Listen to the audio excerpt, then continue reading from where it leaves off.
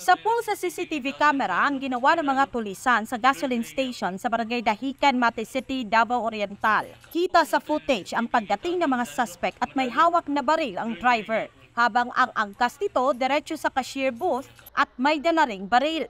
Sa loob ng cashier booth, nakuhanan din ng footage ang paglimas ng mga suspect sa pera na nasa drawer.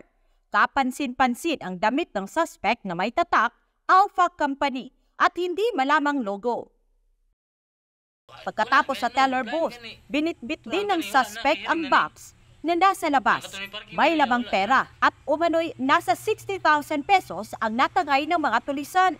Dahil sa sobrang takot, napatakbo ang isang pump boy at ayon sa kanya, na sila idala na baril, hingnan ko na, ay pagdagan na, asang kwarta, ay pagdagan, load, ipaload ko sir.